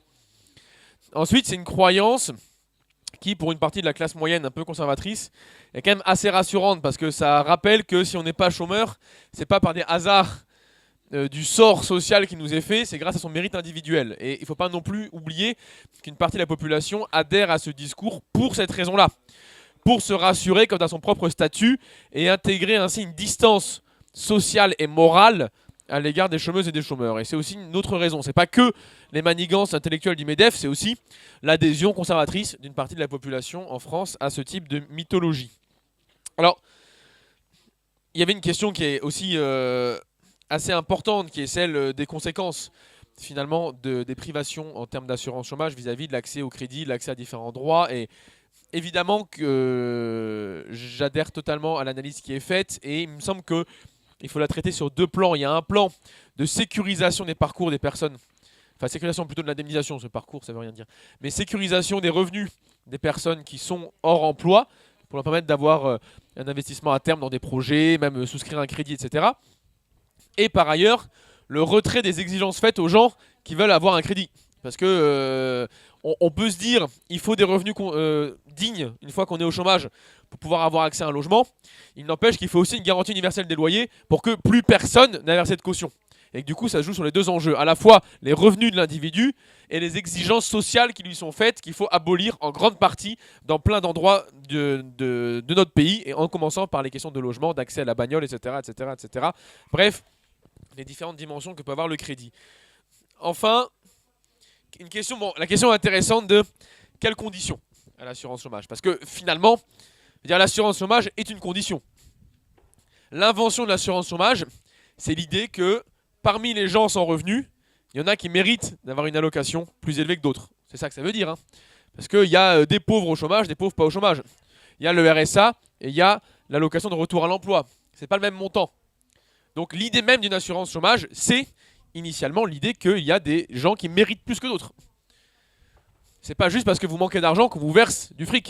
C'est parce que vous manquez d'argent et que vous avez bossé avant. Vous méritez d'en toucher un peu plus. Donc, dès le début, l'assurance chômage, elle a cette perspective qui est morale. Et donc, on la défend avec cette tension, cette contradiction en son sein. Alors, ceci étant, les très mal nommées 30 Glorieuses ont quand même été un moment où on a élargi l'accès à l'assurance chômage et où, à plusieurs égards, on est revenu sur ce principe. Par exemple, des personnes qui étaient au foyer, sans activité, ont pu à une époque être éligibles à l'assurance chômage. Des personnes qui étaient des jeunes, qui n'avaient jamais cotisé, ont pu être éligibles à l'assurance chômage. Donc moi, c'est le chemin que je veux prendre. C'est-à-dire la déconditionnalisation progressive de l'assurance chômage pour faire de cette assurance un régime qui est un régime en partie contributif. C'est-à-dire contributif, ça veut dire que vous avez mis au pot commun, vous avez le droit de toucher, mais contributif au long de la vie. C'est-à-dire vous avez le droit de toucher du pot commun parce que plus tard, vous y mettrez aussi, et pas uniquement parce qu'avant, vous l'avez mis. Et donc, il faut penser les droits au long de la vie, et pas juste les penser au long de la saison ou d'une année à l'autre. Et moi, c'est la réponse que j'apporterai à cette interrogation. Alors, je vous laissais applaudir avant de dire que ma réponse est quand même un peu facile, parce que j'ai pas répondu à, finalement... Voilà, mais je précise parce que Claire allait me tacler derrière. Donc, j'ai pas répondu totalement au cœur de la question qui est aussi... Parce qu'il y a la question de à partir de quand on peut toucher, et il y a la question de quelles conditions pour continuer à toucher. Est-ce que quelqu'un qui reste chez soi, qui ne va à aucun rendez-vous, doit toucher l'allocation chômage? C'est un vrai débat. Dire, une fois qu'on ouvre des droits par ailleurs pour les gens en situation de pauvreté, c'est un vrai débat de savoir dans quelles conditions on maintient. Moi, je suis assez favorable à un régime assurantiel total. C'est-à-dire, tu as contribué, tu as mis dans la caisse, tu as le droit de toucher une quote-part de ce que tu as mis. Comme la Sécu. Mais ceci étant, même la Sécu, c'est jamais totalement ça. À part l'assurance maladie, c'est à peu près la seule. C'est-à-dire que c'est rare qu'on vous dise tu vas chez le médecin dit non mais d'accord, enfin est-ce que vous avez mis un pull quand vous êtes tombé malade? Parce que vous n'avez pas mis de pull, en même temps vous avez un peu cherché quoi. Le mec il a la grippe, il n'a pas mis de pull. Bon, bah, évidemment qu'on l'indemnise pas. La grille ne sera pas comme ça. Oui. C'était pour vérifier que tout le monde suivait. Et donc je suis très content que tout le monde ait bien suivi les questions virales, c'est extrêmement important. Alors ce ne sera pas comme ça, ceci étant, quand les gens ont froid et que le système immunitaire est un peu affaibli, ça joue aussi. Ça marche pas. Non mais, il y a quand même des effets saisonniers aussi sur tous ces trucs-là, etc. Et donc on pourrait vous dire, vous auriez dû rester chez vous. Bon bref, commencez pas quoi. Bon. Non mais c'est lui là, il m'a perturbé, il m'oblige à repenser des trucs très compliqués. Non, clairement, j'ai pas une réponse stricte, nette et rigoureuse sur le sujet. Je pense qu'il faut déconditionnaliser plusieurs des conditions qui existent aujourd'hui. Je pense qu'il faut avancer dans ce sens-là. Je n'irai pas jusqu'à dire qu'il faut rigoureusement aucune condition, parce que c'est une assurance, et donc ne serait-ce que le fait de pouvoir avoir contribué autant capacité contributive me paraît être une condition. Je pense qu'elle est suffisante à plusieurs égards, mais à mon avis c'est un vrai débat politique qu'il faut qu'on ait entre nous et que je ne vais pas trancher moi maintenant tout de suite.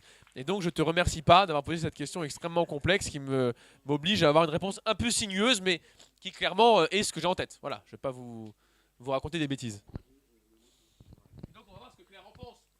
Moi, c'est facile. Pour moi, je suis avec ma casquette de sociologue. Donc, ce que je peux vous faire, c'est l'histoire de toutes les conditions d'assurance. Enfin, toutes les différentes conditions depuis je ne sais pas quelle année pour percevoir le chômage et l'évolution du contrôle. Mais je m'en tiendrai là. Je vais répondre sur à la question de Pôle emploi pour compléter. Enfin, pas compléter d'ailleurs, mais apporter un autre point de vue à ce que disait Sylvie à l'instant. Très clairement, tout le monde peut faire des très longues listes de dysfonctionnements de Pôle emploi et d'anecdotes plus ou moins cocasses, parce que derrière, c'est pas drôle pour les gens, mais il faut voir que Pôle emploi, c'est un service public qui, comme beaucoup d'autres services publics, a été extrêmement malmené et où, en plus, il y a quand même... une de mes interrogations aujourd'hui, c'est aussi de voir comment ce discours de la stigmatisation des chômeurs, qui est permanent, finit aussi par porter sur les conseillers et conseillères Pôle emploi eux-mêmes. Mais c'est pas... c'est pas une accusation, c'est juste qu'on est dans un tel matraquage, dans un tel retournement des problèmes et de problèmes posés à l'envers qu'à la fin, ça finit, à mon avis, par avoir aussi des conséquences dans Pôle emploi, avec des recrutements, des modes de recrutement, des modes de formation, des conditions d'emploi des conseillers et conseillères Pôle emploi aujourd'hui qui font que ces personnes qui hier étaient des garde-fous contre ce discours-là, en viennent parfois, alors bien sûr pas tous et tout ça, mais presque à devenir des relais aussi de ce discours. Et donc il y a effectivement une évolution assez forte des conditions de travail et des profils sociaux aussi des conseillers et conseillères Pôle emploi qui appellent là aussi à sans doute à des transformations plus politiques. À la question sur la ruralité, je pense que ce que votre prise de parole reflète, c'est là aussi un discours très uniforme sur ce que c'est que le chômage, que c'est que sortir du chômage, ce que coûte la sortie du chômage. Et je pense que c'est effectivement important de mettre en lumière dans les discours des enjeux donc à la fois autour des différences selon les territoires, les formes d'habitation, des différences selon le genre aussi, des différences selon l'origine, l'apparence, on va dire, selon l'apparence, avec toutes les questions de discrimination qui ont été évoquées aussi, où là aussi je pense qu'on est face à un discours qui est extrêmement simpliste et qui passe sous silence tout un tas de discriminations diverses dont sont victimes les chômeurs et les chômeuses. Voilà, je ne serai pas plus longue pour avoir peut-être le temps de dernière question. Je ne sais pas si on a le temps. Oui, on peut en prendre une ou deux. Attends, je tiens quand même à préciser, j'ai revérifié, il y a quand même un léger lien entre le froid et la grippe. Sur la durée de vie du virus, premièrement, et deuxièmement, sur les dépenses énergétiques du corps humain à différents moments, qui a un effet sur le rythme, en fait, invasif. J'ai quand même jeté un petit coup d'œil, mais voilà, je suis par ailleurs d'accord avec le fait que le lien n'est pas très étroit, ni très direct, mais il y en a un tout petit.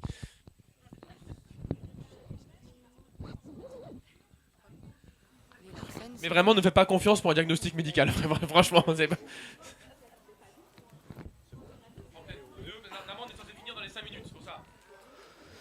Pardon, bonjour Céline. Moi, je voulais parler simplement d'une expérience personnelle. J'ai eu des problèmes de santé, j'ai 400 balles de la Sécu, 500 balles du chômage, j'ai subi un contrôle. Et si je retourne travailler, c'est des choses qui me sont décomptées. Même le truc à la sécu, l'invalidité, elle n'est pas fixe. Donc finalement, je me retrouve avec pas beaucoup d'avantages à aller bosser, si serait que de voir des gens, voilà. Financièrement, c'est pas rentable. En plus, je vis à la campagne, moi, tous les jours, alors voilà, tous les jours à 1h33 ou 1h42, j'ai un message de mon Pôle emploi, oui, vous n'êtes pas au courant, qui me dit « Il y a du travail chez vous pour faire ouvrier charpentier ou travailler à la maison de retraite. 1h42. Même la nuit, on n'a pas le droit de dormir, quoi. » Enfin, je trouve qu'il y a un espèce de mépris et une reconnaissance des droits qui n'est pas fixe et du coup qui n'engage pas forcément. Parce que honnêtement, avec 1002, on fait rien, hein.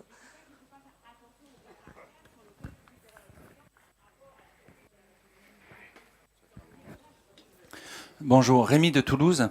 Je voulais juste clarifier les chiffres que vous avez donnés. Donc vous avez dit que 36% des chômeurs sont indemnisés, donc ça veut dire que 64 ne le sont pas. Et là-dedans, vous avez dit que 50% du coup touchent moins de 860 €. Et dans toujours ces 36%, il y en a 5% qui touchent plus de 1747 €. Voilà, je voulais juste que vous confirmiez ces chiffres ou pas. Non mais si, je te laisse répondre parce qu'il nous reste 1 minute 30 et je pense qu'il faut vraiment qu'on conclue. Oui, en fait, je confirme les chiffres. Peut-être c'est 5% qui touchent plus de 1760 €, mais c'est pareil. En fait, la subtilité, c'est que... la subtilité, il y a beaucoup de gens qui ne sont pas éligibles et il y a beaucoup de personnes qui sont en situation d'être ce qu'on appelle indemnisables, non indemnisés. Ça veut dire quoi, être indemnisable, non indemnisé? Ça veut dire que vous êtes inscrit à Pôle emploi, vous avez des droits à indemnisation, vous êtes éligible à l'assurance chômage, mais pendant un mois donné, vous travaillez. Vous travaillez et vous avez donc un salaire. Et ce salaire fait que vous ne pouvez pas percevoir votre indemnisation. Si ce salaire est très faible, vous allez avoir un complément d'indemnisation, mais arrivé à un certain niveau, vous êtes inscrit, vous avez des droits, mais vous n'allez pas être indemnisé. C'est une partie de l'explication du 36%. Pourquoi on est à 36%? Il y a tous ceux qui ne sont pas éligibles et il y a tous ceux qui, de fait, ne perçoivent rien, ont des droits, mais ne perçoivent rien. Et c'est aussi cette situation qui explique le 860 €. Parce que dans tous ceux qui sont indemnisés, pour une part... les gens sont indemnisés, mais c'est un complément de revenus, en fait. Enfin, ils vont avoir, leur revenu va être composé en partie d'un salaire, en partie de l'indemnisation. Et c'est pour ça qu'on arrive à ces chiffres-là. Et donc, ça dit des choses beaucoup sur les caractéristiques des emplois occupés. C'est-à-dire que ça va être des gens qui occupent des emplois qui sont très précaires. Qui travaillent pas à temps plein, ou alors qui travaillent à temps plein mais seulement quelques jours par mois et qui ont des rémunérations qui sont très faibles. Et donc, autre élément qui vient contredire l'idée que les inscrites à Pôle emploi attendent tranquillement chez eux. Non, une grande partie des inscrits à Pôle emploi sont en fait des salariés, des travailleurs. Et c'est là aussi l'arnaque du discours. C'est-à-dire qu'on fait comme si on va nous chercher des liens entre comportement des chômeurs et situation de l'emploi. Mais sauf qu'en fait, les gens, ils ne sont pas chômeurs, ils sont avant tout travailleurs. Sauf que leur situation de salarié fait qu'ils vont être complétés par l'assurance chômage. Mais en fait, c'est des précaires. C'est pas des chômeurs avec l'image un peu qu'on peut avoir du chômeur, de la personne qui attend chez elle sans travailler et qui profite, quoi. En tout cas, quelles que soient les images qui sont entretenues sur les chômeuses et les chômeurs, ce qui est certain, c'est que le seul moyen de la changer, c'est nous-mêmes de ne pas rester à attendre tranquillement chez nous, mais de préparer une rentrée sociale en septembre qui déménage sérieusement, qui fait flipper au cœur du ministère du Travail, tenu par M. Dussault, ce traître en puissance et qui par ailleurs est extrêmement nul sur ces sujets-là, donc on a beaucoup de chance. Et je vous invite toutes et tous, oui c'est vrai, mais on n'avait dit pas les noms de famille, ni le physique ni les noms. Quoique, enfin, pas filmer, c'est pas sympa. Mais, et puis j'assume pas. Bref, je vous invite toutes et tous, en tout cas, à rejoindre toutes les luttes, tous les comités qui peuvent commencer à se constituer, à caractère syndical, à caractère associatif. Ne pas hésiter, avec les flyers, les tracts, le matériel, à militer devant les pôles emploi. C'est vraiment extrêmement important. Et c'est important, 1, parce que vous diffusez la propagande politique. 2, parce que vous allez voir directement des gens auxquels on ne parle absolument jamais et auxquels on dit qu'ils sont un problème social. Et 3, parce que après cette conférence, vous serez en capacité de les aider à remplir leur dossier de demande d'ARE. Et donc, en plus, vous ferez des caravanes des droits informels partout dans le pays. Merci beaucoup et je vous dis à tout à l'heure dans d'autres ateliers et pour les moins sérieux à la buvette.